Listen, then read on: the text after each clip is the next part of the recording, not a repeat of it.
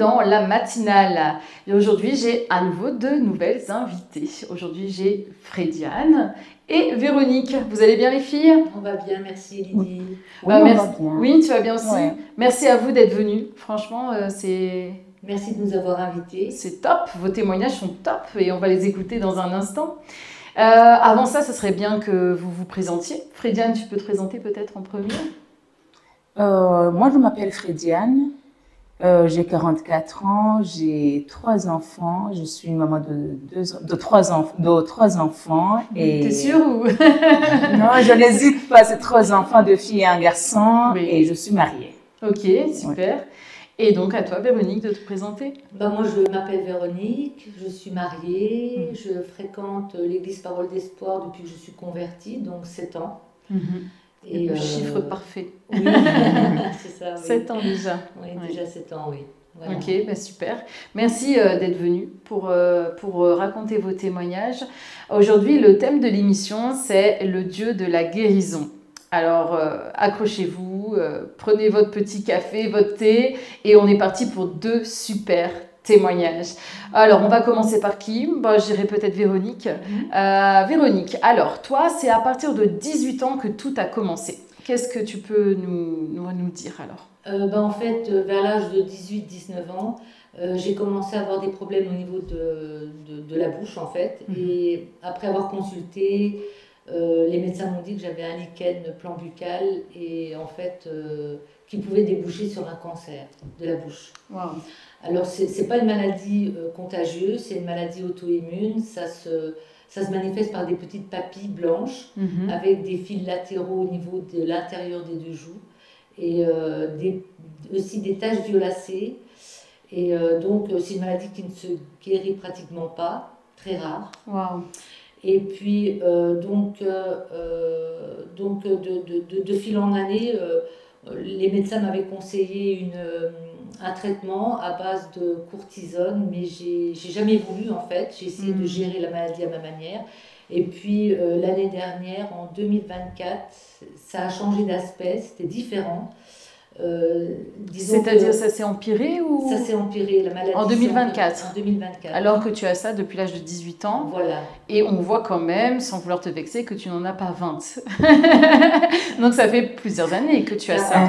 40 ans. Ça fait 40 ans que tu avais cette maladie. Oui, 40 ans. Waouh! Elle faisait presque partie de toi. Oui, en fait, c'était comme un membre, on va dire. Hein. Elle dormait avec moi, elle couchait avec moi et elle faisait habituée. Habituée. Et en fait, et puis donc en avril-mai l'année dernière, en 2024, c'est là où, comme je disais, j'ai pris conscience que ça n'allait pas très bien, qu'elle prenait une autre tournure, les poussées étaient de plus en plus rapprochées.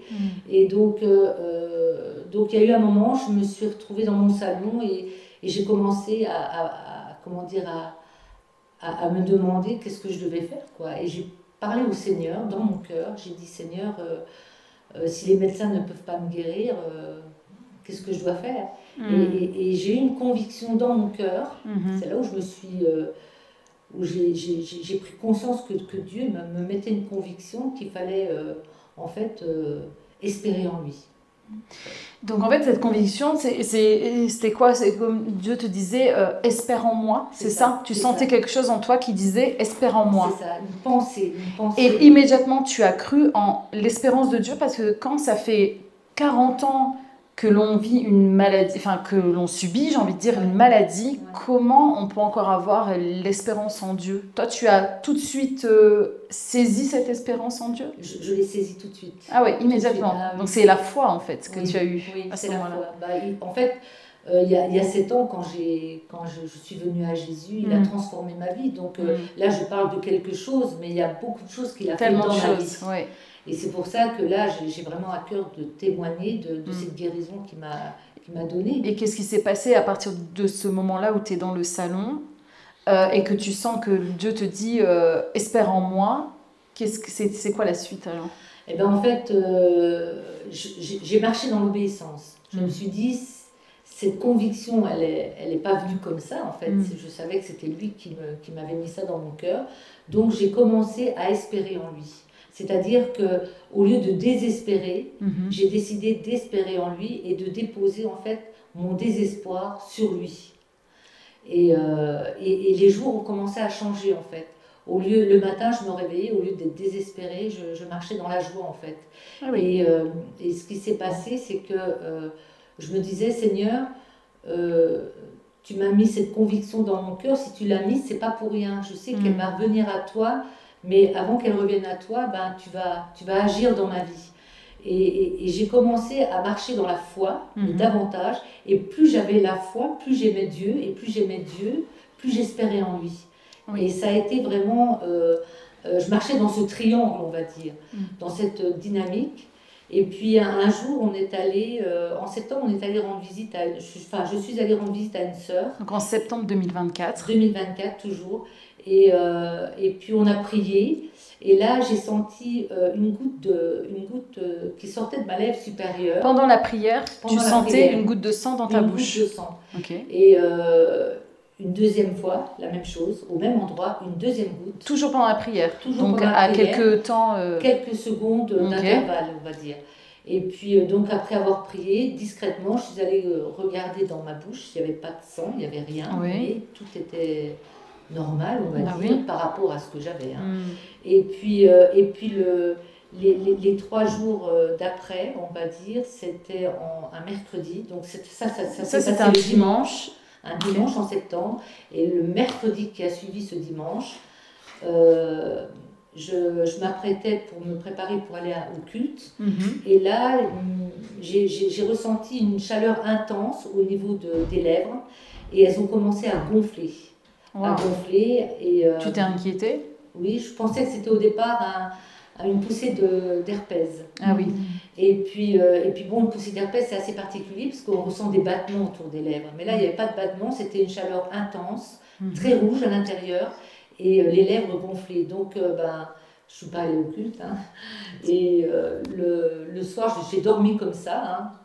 Et le lendemain, je me suis réveillée, j'avais plus rien. J'avais plus de lichen, j'avais plus rien. Wow. Et c'est la première fois que tu n'avais plus rien dans la bouche depuis l'âge de 18 ans? Oui, depuis l'âge de 18 ans. Je me souviens que je mettais même à partir de l'âge de 18-19 ans, j'ai commencé à mettre du rouge à lèvres pour cacher, ces taches que j'avais violacées. Et comment dire, donc je suis allée voir le pasteur pour lui parler de ce qui s'était passé. Il m'a dit, écoute, il faut absolument que tu confirmes ça auprès d'une stomatologue. Donc en janvier 2025. Donc il n'y a pas longtemps. Voilà, je suis allée voir la stomatologue et je lui ai dit, écoutez, je suis chrétienne et j'ai besoin d'avoir une confirmation de votre part parce que je veux savoir si Jésus m'a guérie, en fait. Et donc elle a regardé, elle m'a dit, écoutez, j'ai jamais vu de ma carrière professionnelle, j'ai jamais vu un lichen guérir et c'est très rare. Wow. Et elle m'a dit, vous êtes guérie. Gloire à Dieu, waouh, c'est incroyable. Vraiment. Et donc ça c'est en janvier, nous sommes en mai, juin 2025, donc 5 mois environ, et depuis ce mois de janvier, tu as eu à nouveau du lichen ou quoi dans la bouche? Rien du tout. Rien. Donc ça veut dire depuis septembre même, tu n'as plus rien. Je n'ai plus rien du tout. Waouh, pendant la prière, incroyable. Et je pense que vraiment c'est ta foi en fait qui a fait, qui a déclenché ça. Oui. Parce que c'est quand Dieu t'a dit espère en moi, tu as espéré et ça a suscité chez toi la foi. Ça a suscité et en fait après je me disais c'est plus sur moi que ça repose cette maladie. J'ai plus besoin de la gérer. Je l'ai déposée à la croix. Puisque lui m'a mis cette conviction qu'il fallait que j'espère en lui, alors automatiquement j'ai dit Seigneur, c'est plus de mon ressort. Une maladie de 40 années, c'est beau. C'est beau. Et toi, Frédiane, donc c'est aussi, tu vas nous témoigner d'une guérison, mais toi c'est différent, c'est pas une maladie que tu as depuis que tu es toute jeune, c'est autrement. Est-ce que tu peux nous expliquer un peu ce qui s'est passé dans ta vie et quand? C'est il y a combien de temps à peu près? Moi j'ai eu un cancer du sein en fait. Voilà, une maladie grave, voilà, ça fait peur. Hein. Ah oui, ça fait peur. Surtout quand on dit le mot cancer. Cancer, ouais, ça fait peur. J'ai eu un cancer du sein en 2023, tout au début de l'année. Entre-temps, au mois d'octobre, j'avais consulté mon gynécologue, consultation normale. comme les autres femmes. Et il me donne, c'est une femme, et il m'a donné l'ordonnance pour faire la mammo de contrôle. Tu avais fait la mammographie au mois d'octobre. 2022? Oui. 2022 et tu n'avais rien? Il n'y avait rien. Et en janvier 2023, 2 mois après, en février, donc 3 mois après, oui. La mammographie qui avait rien, oui. Là, tu sens quoi en fait? Comment tu as su qu'il y avait quelque chose qui n'allait pas? En fait, j'ai senti une douleur la nuit à 3 heures du matin, une douleur légère, une douleur légère. Et je l'ai sentie la nuit. Et j'ai dit à mon mari, non, il y a quelque chose. Et lui, il m'a dit, mais c'est dans ta tête, il n'y a rien. Tu viens de faire une mammo. Bah vous voyez? Bah oui, donc, mais moi j'aurais pensé ça. Oui. Quand j'ai fait une mammographie il y a 8 semaines, 12 semaines, oui. Je ne peux pas avoir un cancer. Oui. Et du coup, le lendemain, la douleur à midi, elle était partie. Hein. Mais quand même, j'étais au travail, j'ai appelé mon médecin traitant. J'ai dit, docteur, j'ai eu la douleur la nuit et ça m'a fait peur. Mais la douleur n'est plus là. Elle m'a dit, fais venir. Et j'ai été la voir. Elle a palpé. Elle a senti une petite boule, voilà. Wow. Et elle m'a dit, allez, on va faire une mammographie en urgence. Alors, on a fait une mammo en urgence, donc le mammo, échographie, biopsie. Et ce qui est sorti de ces examens, c'est un cancer, donc carcinome. Donc, tu es en stade 4 alors? Non, c'était pas stade 4, c'était localisé en fait. C'était localisé. Je remercie le Seigneur d'avoir senti la douleur et de m'avoir poussé à les consulter parce que j'allais rester à la maison. J'allais rester à la maison en se disant, voilà, surtout que je n'avais plus de douleur. Mais le Seigneur m'a... Tu as senti qu'il t'a poussé? Il m'a poussé à aller consulter le médecin. Et mon mari qui me disait, allez, il n'y a rien. Bah oui, mais je comprends ton mari, hein, de toute façon, c'est vrai que c'est un peu la logique. Oui. Mais toi, tu es aussi, un peu comme toi, Véronique, tu avais une conviction, fais-moi confiance. Et toi, ben, c'est Dieu te convainquait, je sais pas si on dit ça, convaincu, il donner une conviction. Une conviction, oui, d'aller consulter. C'est fou ça, parce que quand même 3 mois avant, tu as fait une mammographie alors qu'il n'y avait rien. Oui. Et donc, du coup, qu'est-ce qui s'est passé? Alors, tu t'es fait opérer, tu as pris un traitement, raconte-nous un peu. Alors, la semaine d'après, donc après, on m'a fait tous les examens, donc les examens approfondis pour voir le stade, type, voilà, tout ce qu'il faut. Et voilà, ce qui est sorti de ces examens-là, c'était un cancer très agressif. Oh purée. Pour dire que les cellules cancéreuses sont multipliées beaucoup plus vite, rapidement. Alors, le jour où je suis passée à l'hôpital pour faire ces examens, le chirurgien m'a dit, le chirurgien m'a dit, on va vous opérer le 22. C'était au début du mois de mars. Hein. Et, alors, je me dis déjà 3 semaines, un cancer très agressif, 3 semaines, rester à la maison 3 semaines, ça m'a angoissée. Oui. Ok, j'ai dit, mais Seigneur, le fait que j'ai senti une douleur, il y a quelque chose. Je ne mourrai pas de cette maladie-là. Oui. Et alors, le comble de malheur, lorsque je sortais de l'hôpital, il y a la secrétaire qui m'appelle, mais madame, on va vous opérer le 29, encore une fois une semaine. Là, j'ai pleuré, j'ai éclaté de pleurer. Mais j'ai commencé alors à chercher un autre hôpital. Et du coup, voilà, l'autre hôpital me disait, mais on ne peut pas vous opérer aussi non plus avant le 29. Et du coup, j'ai dit, Seigneur, si tu as prévu, j'ai prié, j'ai dit, Seigneur, si tu as prévu que je vivrai, je vivrai. Et le fait que j'ai senti une douleur alors que les autres ne le sentent, il y a beaucoup qui ne sentent pas de douleur. Donc, c'est pas un cancer. Normalement, c'est pas un cancer douloureux. Oui, voilà. Oui. Et je suis dans un pays où la maladie est bien soignée. Je dis, si je serais chez moi, là où je suis née, donc voilà, vous voyez ce que je veux dire. Tout ça, ça m'a donné de l'espoir. J'ai dit, Seigneur, si tu as prévu que je vivrai, je vivrai. Alors, surtout, il t'a réveillé la nuit. Oui. J'ai déposé une douleur que tu n'aurais pas dû avoir. Oui, j'ai déposé tout dans la main de Dieu. J'ai dit, Seigneur, c'est à toi. C'est à toi, c'est à nous deux, Seigneur. Alors, j'ai laissé tomber, je suis rentrée. On m'a opéré le 29, la chimio qui suit, les rayons qui ont suivi.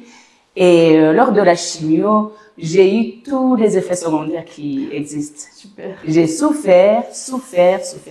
Wow. Mais durant cette souffrance, j'ai vu aussi la main de Dieu. Je n'ai pas de famille ici, je n'ai pas... Mes parents, mes frères et sœurs sont en Afrique, mais Dieu a utilisé les amis, les collègues, les sœurs de l'église. Il a utilisé tout le monde. J'ai manqué de rien. Tu t'es sentie soutenue? Je me suis sentie soutenue. J'avais des personnes qui m'ont préparé à manger. J'avais des personnes qui prenaient les enfants lorsque ça n'allait pas pour que les enfants ne me voyaient pas souffrir. J'avais le chauffeur qui m'a ramené à l'hôpital. J'avais tout. Wow, ça m'a réconforté vraiment. Ouais, tu sentais encore la main de Dieu? Oui, je sentais la main de Dieu. Qui prenait soin de toi malgré ce que tu vivais? Oui. Je peux vous dire que je n'ai jamais été négative. Négative. Mais tu es quelqu'un de positif, tu veux dire, c'est ça? Oui, quelqu'un de très. Okay. Parce que moi, je rebondissais sur ce que Dieu a fait. La maladie, je me suis dit, même Jésus, le Fils de Dieu, qui n'avait pas péché, il a souffert. Il a connu des épreuves. Oui. Et alors, donc, la vie n'est pas toujours une ligne droite. Il y aura toujours des bas et des hauts. Mais j'ai dit, Seigneur, que tu restes avec moi. Alors, le Seigneur restait avec moi. J'étais franchement positive. Je gardais le sourire. Il y a même des filles de l'église qui me disaient, mais les cheveux vous vont bien. Alors, ils ne savaient pas que j'étais sous chimio. Enfin, voilà, je venais d'avoir la chimio, j'avais plus de cheveux. Voilà. Et puis, j'ai dit oui, mais ils ne savaient pas que j'ai eu un cancer. Donc, voilà. Et je voulais aussi dire que je n'ai pas dit à tout le monde. Et je me suis dit, je dis, Seigneur, c'est entre toi et moi. Je l'ai dit aux gens que je trouvais qu'ils m'aidaient pour prier, qui me soutenaient en fait. Oui. C'est pour ça qu'il y a des gens qui n'ont jamais été au courant et je l'ai gardé pour moi, je l'ai gardé avec mon Dieu, je l'ai gardé avec les gens que je trouvais qui m'aidaient pour prier. Et ce qui me faisait peur, en plus de le dire, j'ai ma famille qui est en Afrique. Et mon père venait de décéder d'un cancer. Ah oui. J'avais peur de ça, que ma mère apprenne la mauvaise nouvelle. C'était une inquiétude de plus. Oui, c'est ça qui m'inquiétait en fait. Et j'ai gardé pour moi. Mais franchement, Dieu est resté avec moi. Il a marché avec moi. J'ai monté les montagnes avec mon Dieu. J'ai descendu les montagnes avec mon Dieu. C'était chouette. Et je remercie aussi toutes les personnes que Dieu a utilisées. Il y a les pasteurs qui ont prié pour moi. Il y a Stéphanie qui m'a témoigné, qui m'a donné des versets publics. Donc voilà, franchement, ça m'a beaucoup aidé. Et les personnes là qui m'ont donné à manger, qui m'ont gardé lorsque j'étais malade. C'est bon. Et c'était trop bien. Et aujourd'hui, est-ce que tu es guérie alors? Je suis guérie. J'ai fait déjà... deux examens de contrôle. En fait, chaque année, je fais des examens. Et voilà, tout va bien. Et il y a un verset biblique vraiment qui m'a aidée et que je chantais matin, midi, soir, qui est dans le psaume 118, qui dit que je ne mourrai pas, je vivrai, je raconterai les merveilles de l'Éternel. Franchement, ce psaume, je le chantais matin, midi, soir. Et d'autres, voilà. Mais celui-là, je l'ai eu depuis le début de la maladie. Donc, je le chantais depuis le matin jusqu'au soir. Waouh, c'est beau. Oui. Et en fait, quand vous êtes en train de témoigner toutes les deux, j'ai vu qu'il y avait une similitude. Il y a deux similitudes. Je ne sais pas si vous avez vu ça. C'est la première chose, c'est que toutes les deux, le premier sentiment que vous avez eu, c'était la foi. La foi en Dieu, en ce qu'il est capable de faire. Ça, c'est la première chose. Et la deuxième chose, et je trouve ça extraordinaire parce que c'est biblique, La deuxième chose, c'est que vous avez toutes les deux prononcé des paroles de vie. Vous avez prononcé la parole de Dieu, en fait, en disant « je ne mourrai pas, je vivrai ». Et toi, tu disais « je bénis Dieu, je m'appuie sur Dieu, de toute façon, c'est l'affaire de Dieu ». Toi aussi, c'est l'affaire de Dieu, c'est son problème, il va venir.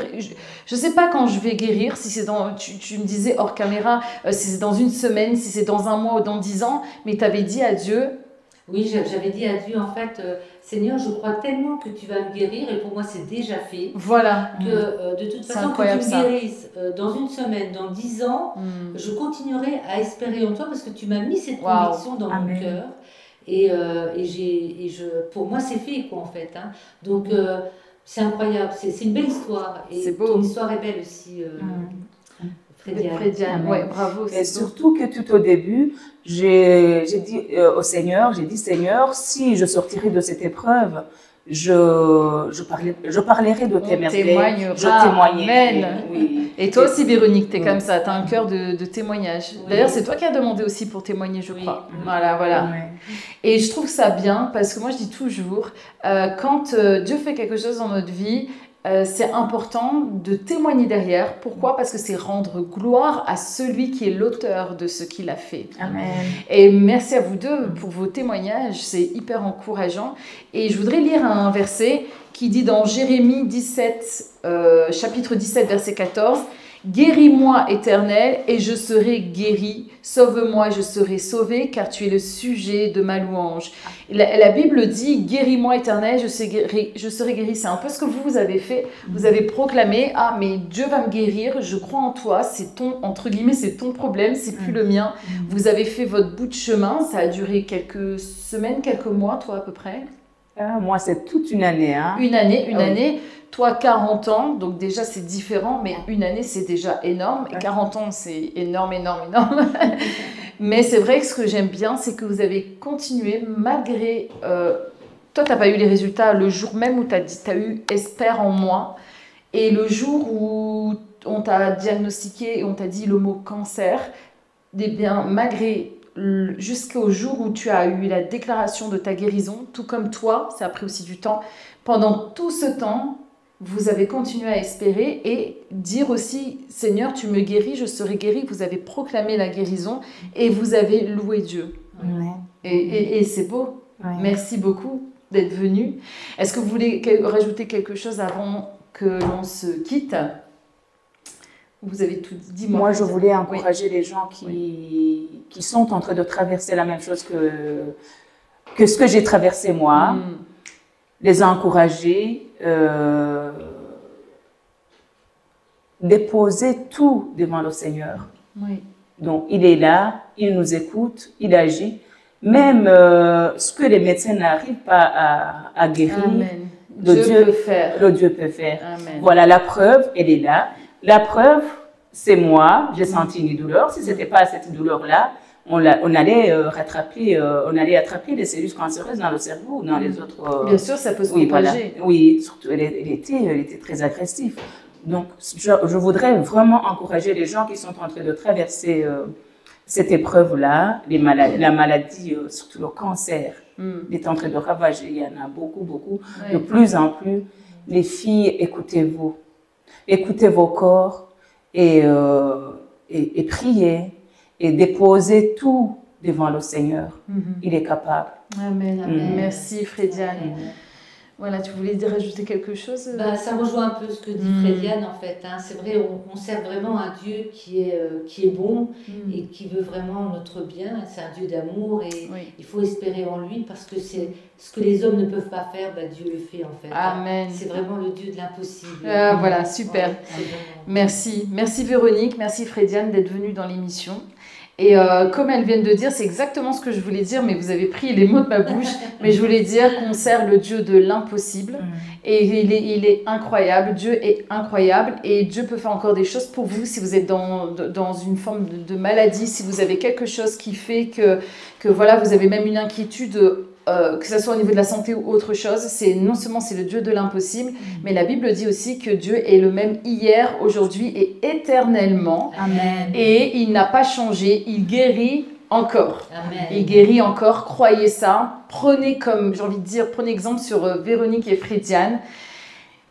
Premièrement, ayez la foi. Et deuxièmement, proclamez la parole de Dieu. Dites des paroles de vie. Dieu, tu vas me guérir. Amen. Amen. Voilà. Merci à vous d'être venus on va dire au revoir alors à toutes les personnes qui vont nous regarder et on vous souhaite alors une bonne journée. Au revoir. Bonne journée à vous. Et merci Lydie. Merci. Merci Lydie. Merci.